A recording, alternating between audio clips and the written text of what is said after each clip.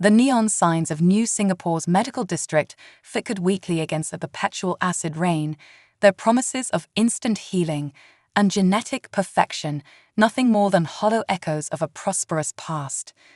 Dr. Maya Santos pulled her weathered protective coat tighter, the fabric's once pristine white now stained with the orange tinge of polluted rainwater. The research center where she'd spent 15 years developing vaccines lay behind her, its windows dark for the third month since the global economic collapse. The weight of her medical bag felt unusually light, just 2 precious vials of broad-spectrum antibiotics and a handful of synthetic painkillers remained. These days, even black market medicine was hard to come by. Maya had been saving these for emergencies, though she wasn't sure what constituted an emergency anymore in a world where every day brought new disasters. A strange sound cut through the steady drumming of rain, something between a whimper and a wheeze. Maya paused, her enhanced medical sensors automatically scanning the environment. There, in the shadow of a defunct hover transport station, something moved. Years of medical training kicked in before fear could take hold. Maya approached slowly, her sensors painting a confusing picture. The biochemical readings were like nothing she'd ever seen. Complex protein structures that shouldn't exist, cellular activity that defied known biology. The figure huddled in the corner wasn't human. Its skin had a translucent quality, showing pulsing vessels beneath that glowed with an inner light. 3 pairs of eyes, now dulled with pain, tracked her movement. The creature's breathtaking alienness was overshadowed only by how obviously sick it was. "I'm a doctor," Maya said softly, knowing her words probably meant nothing to the being. She held up her hands, trying to project peaceful intentions. "Let me help." The alien's skin shifted colors weakly, from sickly green to a pale blue. It made no move to flee as Maya knelt beside it, though its breathing quickened. Her medical scanner beeped urgently, detecting a massive infection raging through the creature's system. Maya's hand tightened around her bag. The antibiotics she carried were her last link to her profession, her final backup plan in a world where medical care had become a luxury. They probably wouldn't even work on alien biology. But as she watched the creature struggle for breath, she realized she'd never be able to live with herself if she didn't try. "This might help," she murmured, preparing one of the precious vials. "Or it might do nothing, but I swear I'm trying to help." The alien watched with all 6 eyes as she loaded the hypospray. When she pressed it against its skin, it didn't resist. For several tense moments, nothing happened. Then, gradually, the alien's breathing eased. The glow beneath its skin strengthened slightly. All 6 eyes focused on Maya with an intensity that made her shiver, not with fear, but with the sudden certainty that she was being truly seen. The alien raised a hand, 7-fingered and delicate, and pressed it against its chest. A soft, harmonious tone emerged, unlike anything Maya had heard before. Though she couldn't understand the meaning, the gratitude in the gesture was unmistakable.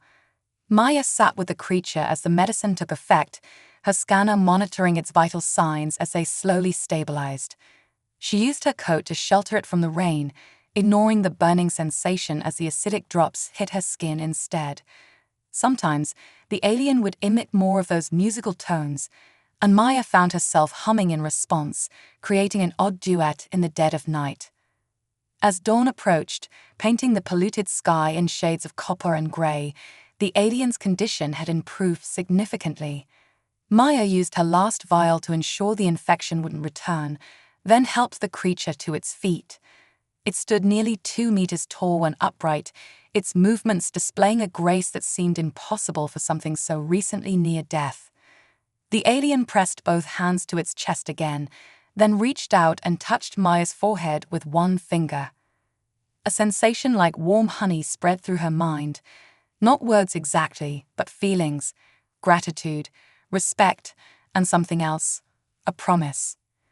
Before Maya could respond, the alien melted into the shadows of the transport station, leaving her alone with an empty medical bag and the lingering feeling that something momentous had just occurred.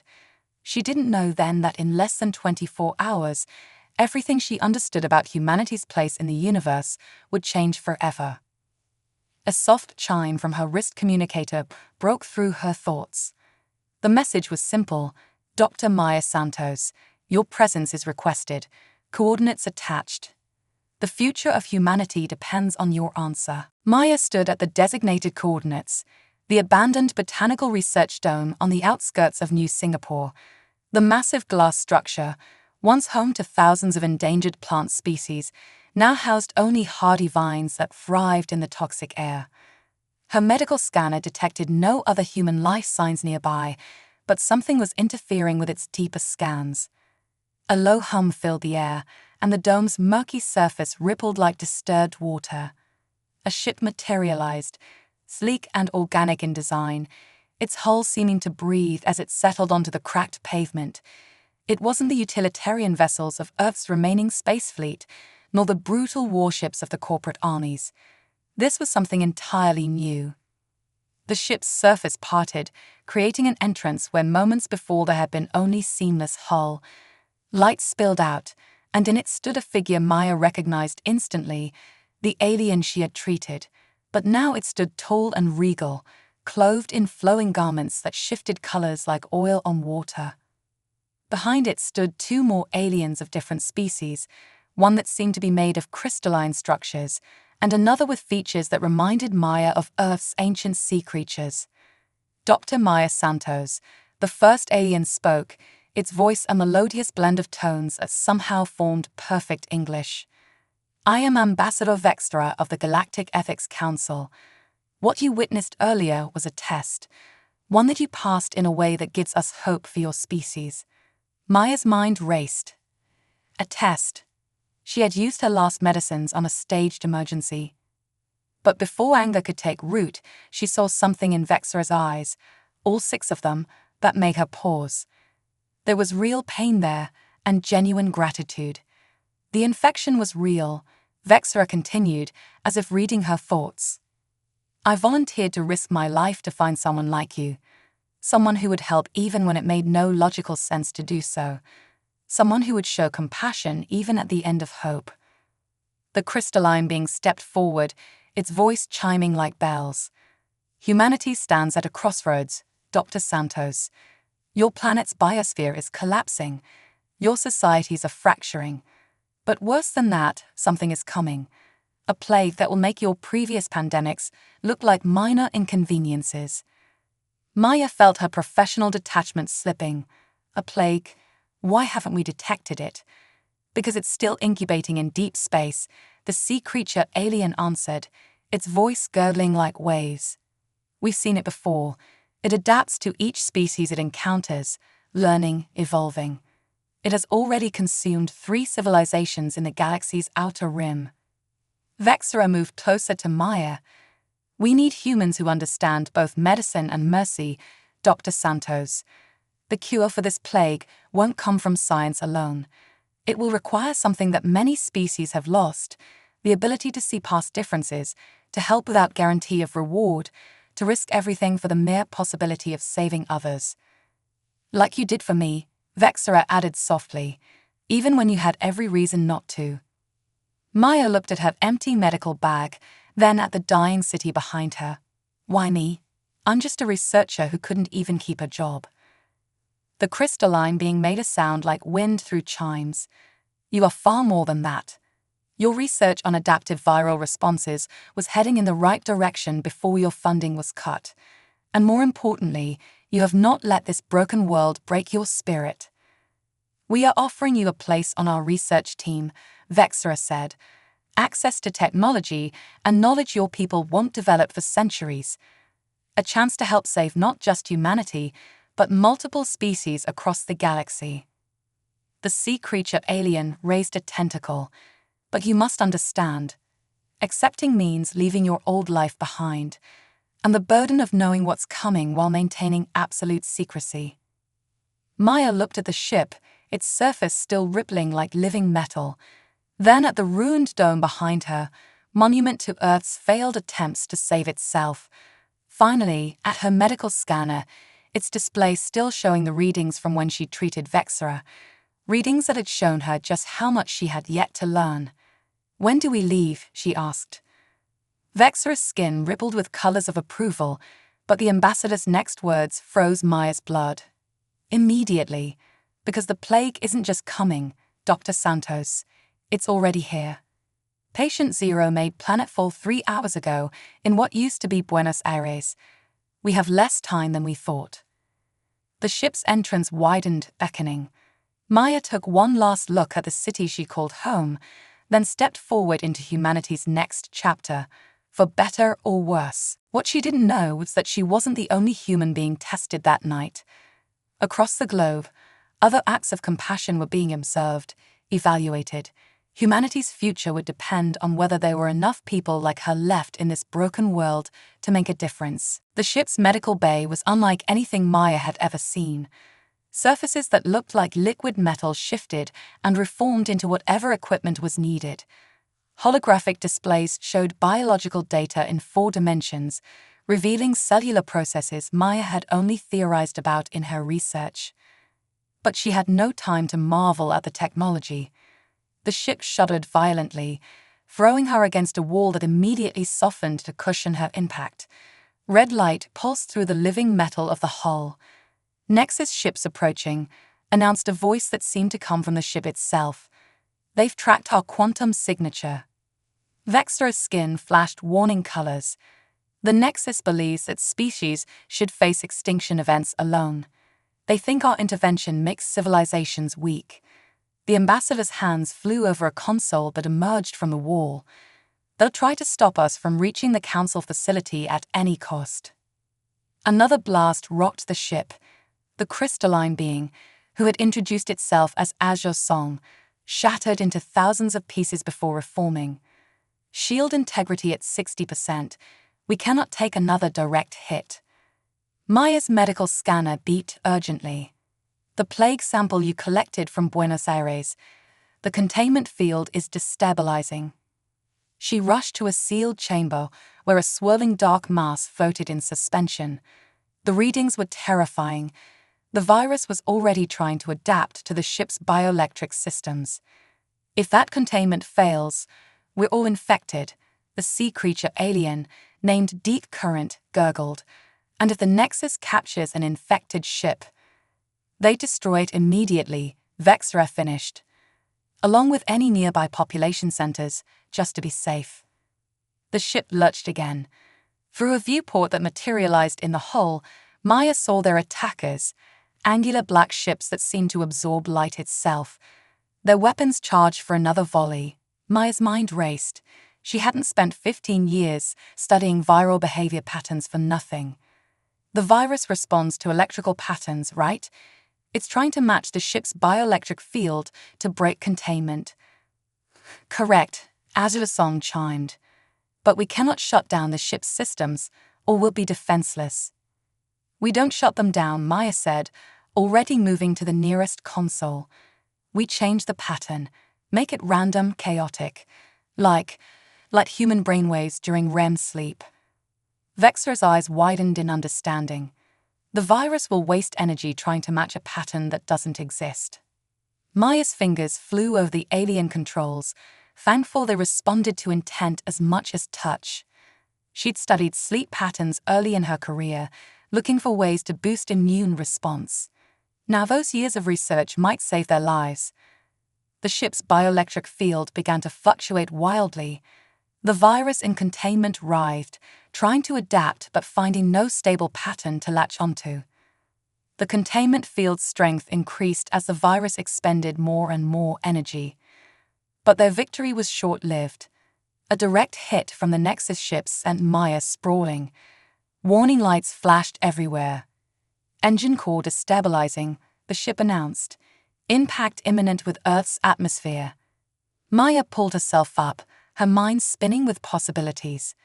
The virus, it's not just trying to adapt to electric patterns. Look. She pointed to her scanner. It's creating its own field now, trying to influence its environment. Yes, Deep Current bubbled urgently. That's how it normally spreads, by incorporating itself into a planet's electromagnetic field. Then we use that, Maya said. We link the engine core's containment field to the virus chamber. Let the virus try to stabilize our engine for us. Vexra's skin paled. That's incredibly dangerous. If it works, we'll have a partially virus-controlled engine. If it fails, we're dead anyway, Maya finished. She was already rerouting power systems. Sometimes the only way to survive is to work with the very thing trying to kill you. The next few moments were chaos. Maya felt rather than saw the virus chamber linked to the engine systems. The ship's flight path stabilized, then became more fluid, almost organic. They weren't just flying, they were surfing the planet's magnetic field. The Nexus ships fell behind, their rigid flight patterns no match for their new unpredictable movements. Within minutes, they had broken atmosphere and were accelerating toward deep space. Remarkable, Azula's song chimed, its crystalline form reflecting the shifting colors of hyperspace. You didn't just save us, Dr. Santos. You may have given us the key to understanding how the virus travels between star systems. Maya slumped against a wall, exhausted. I just hope we can reach the council facility in time. How many other cities has the virus reached while we were running? Vextra placed a 7-fingered hand on her shoulder. That's why we chose you, Maya. Not just for your knowledge, but for your ability to see solutions where others see only threats. But the ambassador's skin darkened. There's something else you need to know about the council facility. Something that may change how you feel about helping us. Maya looked at her new alien colleagues, seeing worry in their vastly different faces. Whatever this revelation was, it wasn't good. But they were alive, they had a virus sample contained, and maybe, just maybe, they had a new insight into fighting it. Tell me, she said. After what we just survived, I can handle the truth. The truth, as it turned out, would test her compassion far more than any staged encounter in a rainy alley. The council facility emerged from hyperspace like a silver lotus blooming in the void, layers of interlocked stations orbiting a small artificial sun, but Maya barely noticed its beauty. Her mind was still reeling from Vexra's revelation. Let me understand this clearly, she said, her voice tight. The council doesn't plan to save everyone on Earth. We can't. Azura's song chimed softly. The resources required to vaccinate 8 billion humans would drain our production capacity for decades. Other worlds would be left defenseless. Maya watched as their ship docked with the station. The virus sample they'd salvaged was being transferred to a more secure containment facility, its erratic energy patterns now carefully monitored. So you're asking me to help develop a vaccine that will only save a fraction of my species. How many? 500 million, Deep Current gurgled. Those who demonstrate the highest capacity for compassion, innovation, and cooperation, the seeds of a new human civilization. Maya felt sick. The station's artificial gravity seemed to press down on her shoulders like guilt made physical. And the rest? The billions who don't make the cut. Vextra's skin rippled with complex patterns that Maya was learning to recognize as distress. They would be allowed to die with dignity, without knowing what's coming. It's more merciful than merciful. Maya's laugh was harsh. You tested me for compassion, so I could help you decide who lives and who dies. That's not compassion, that's playing God. The station's main laboratory was a vast chamber filled with researchers from dozens of species, all of them working on the virus, studying its bizarre ability to rewrite not just biological but electromagnetic patterns. Under other circumstances, Maya would have been fascinated. Your anger is understandable, a new voice said. A being composed entirely of shifting geometric patterns floated toward them. I am Director Axiom. We've been expecting you, Dr. Santos. Then you know I won't help you cherry-pick who survives, Maya said. Won't you? Action's patterns shifted thoughtfully. The virus reaches Buenos Aires in 3 days. New Singapore in 5. Within 2 weeks, every major population center on Earth will be infected. Those are facts, not threats. We're offering to save 500 million people. You're choosing to save none. Maya moved to a nearby console, studying the viral analysis. Her medical training wouldn't let her ignore data that might help, even as her conscience screamed. Show me everything you have on the virus's electromagnetic properties. Hours blurred together as Maya immersed herself in the research. The virus was like nothing she'd ever seen. It didn't just infect bodies, it infected energy fields. It could travel through power grids, communication networks, even the natural electromagnetic field of a planet. It learned and adapted with frightening speed. But something about the data nagged at her. These patterns, she muttered, they're not random. The virus isn't just adapting, it's communicating. Azure Song crystallized in surprise. What? Maya's fingers flew over the console, correlating data. Look at these energy signatures. They're too complex, too structured. This isn't just a virus, it's a collective intelligence. Every infected cell becomes part of a network. That's why it's so hard to fight, Deep Current realized. It thinks, it strategizes. Yes, but that's not all. Maya's voice grew excited, despite her moral reservations. What if we've been looking at this backward? We're trying to kill something that's essentially become a new form of life, but what if we could talk to it instead? Director Axum's patterns became jagged. Communicate with the virus? That's never been attempted. Because you've all been thinking like doctors, Maya said, trying to cure or kill it. But I spent 3 years studying neural interface technology before the funding dried up. If the virus creates networks, we might be able to interface with those networks. Vexera moved closer, all 6 eyes intense. To what end? To understand it. To negotiate with it. Maya's mind was racing with possibilities. Maybe it's not trying to kill us. Maybe it's trying to connect with us in the only way it knows how. If we could establish communication, we could find a way to coexist. Azure Song chimed, catching on. It's too risky, Director Axum declared. If you're wrong, you'll accelerate the infection. Our current plan. Your current plan is genocide with good intentions. Maya snapped. I'd rather risk everything trying to save everyone than live with the certainty that I helped choose who dies. The laboratory had gone quiet, researchers of all species watching the confrontation. Maya felt the weight of their attention, but didn't waver. The council will never approve this, Axum said. Then don't tell them. Vexera's skin had taken on a determined hue. Dr. Santos has already proven that unconventional approaches can work. Our escape from the Nexus proved that. Maya looked around the lab, at the assembled knowledge of a dozen civilizations. I'll need help, and we'll have to work fast. We have less than 3 days before Buenos Aires. One by one, researchers stepped forward, beings of crystal, light, liquid, and forms Maya had no words for, each bringing their own knowledge, their own perspectives. If we fail, Director Axum warned, you'll have doomed your species completely. Maya thought of the alien in the rain, of the choice she'd made to help despite the cost. Some choices defined who you were. If we succeed, she said, we'll have done something even more important than saving humanity. We'll have proven why humanity deserves to be saved.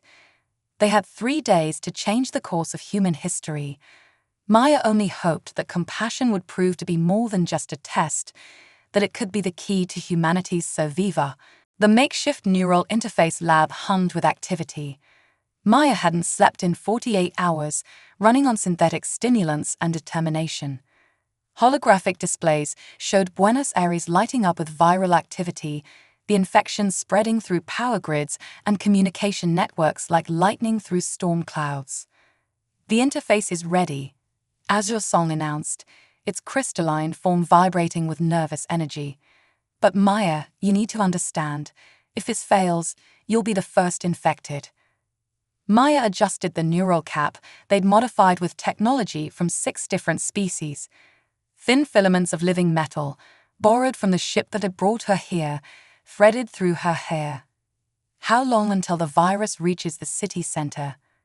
4 hours, Deep Current gurgled, manipulating a containment field that held a sample of the virus.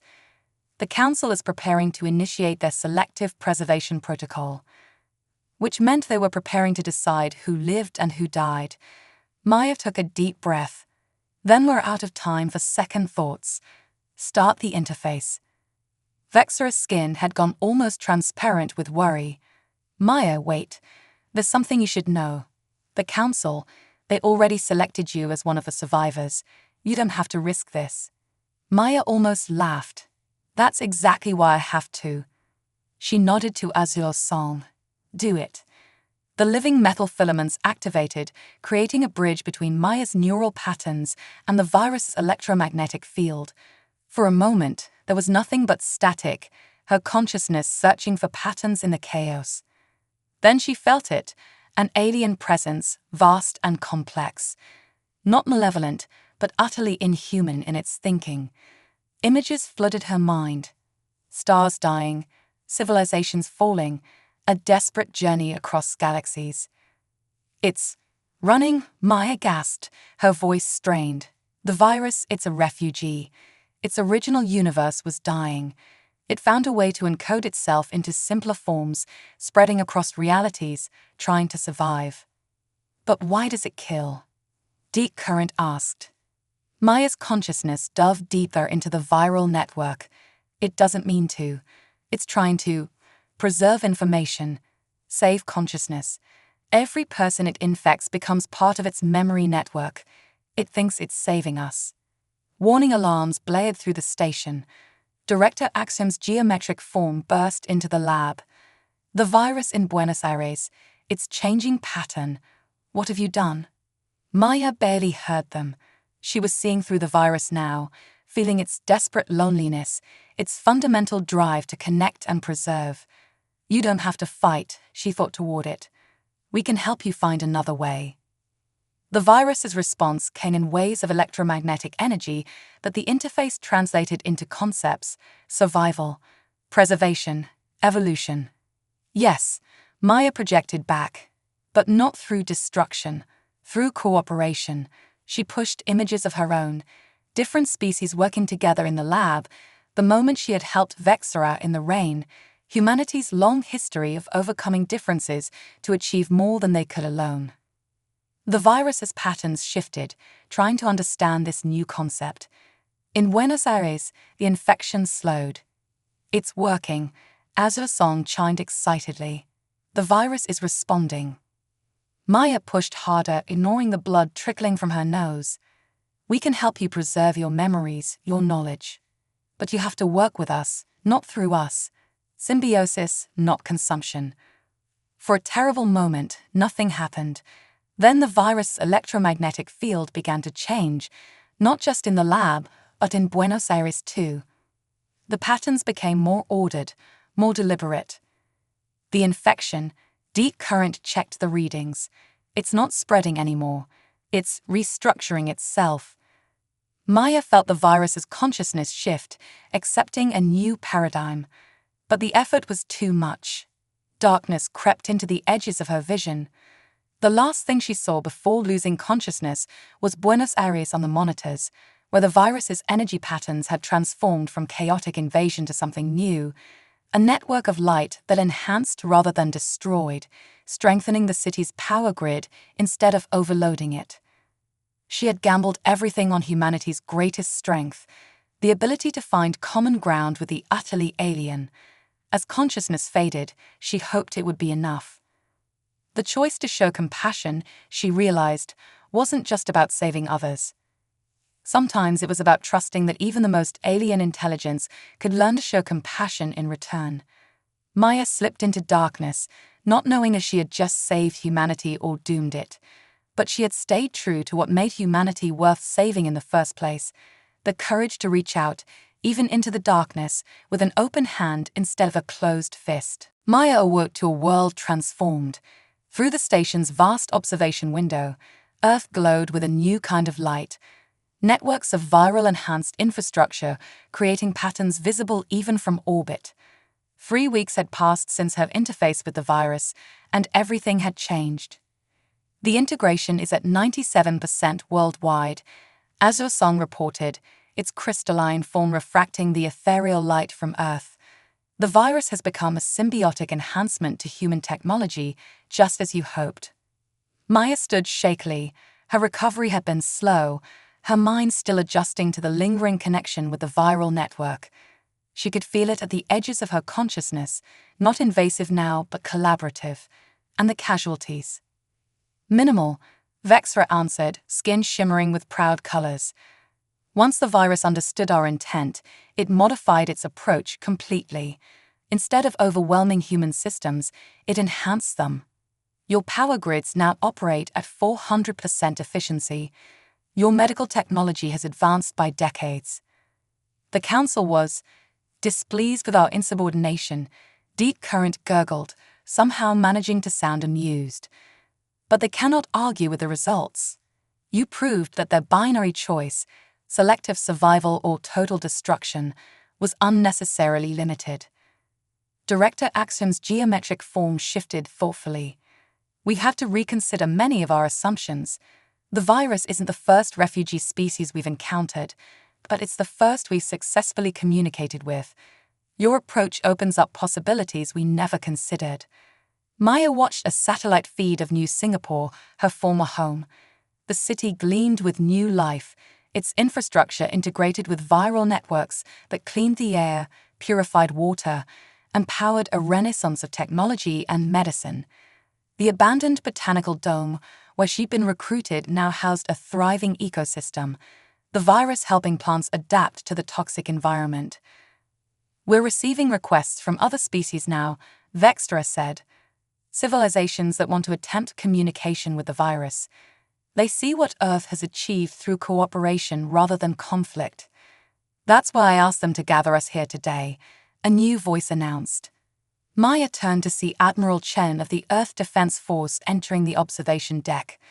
Dr. Santos, humanity owes you a debt we can never repay. But we can start by offering you a new position.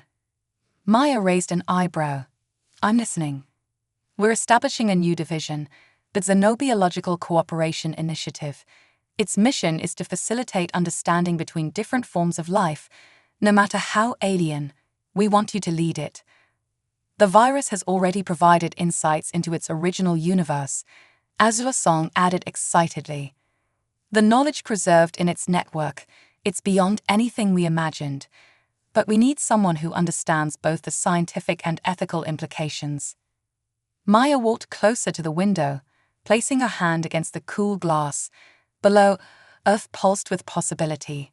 The virus that could have ended humanity had instead become the key to its advancement, all because someone had chosen to understand rather than destroy. There will be more challenges, she said finally. More viral refugees, more species we don't understand. The galaxy is stranger than we ever imagined. That's why we need you, Admiral Chen said. You proved that compassion isn't a weakness to be tested, but a strength to be embraced. The Council's original plan would have saved lives but lost something essential about what makes us human. Maya thought about that rainy night that felt like a lifetime ago, when she'd chosen to help a seemingly helpless alien. Every choice since then had stemmed from that same fundamental belief that understanding was better than fear, that cooperation was stronger than control. I'll take the position, she said, but on one condition. We approach every new encounter with the assumption that communication is possible. No more tests, no more preemptive judgments. Agreed, multiple voices said in unison. As if in response, the viral network pulsed briefly brighter around Earth. Maya felt its consciousness touch hers, no longer alien and threatening, but familiar and almost friendly. It shared a vision. Other refugee species crossing the void between universes, carrying preserved knowledge and memories, seeking not to destroy but to connect.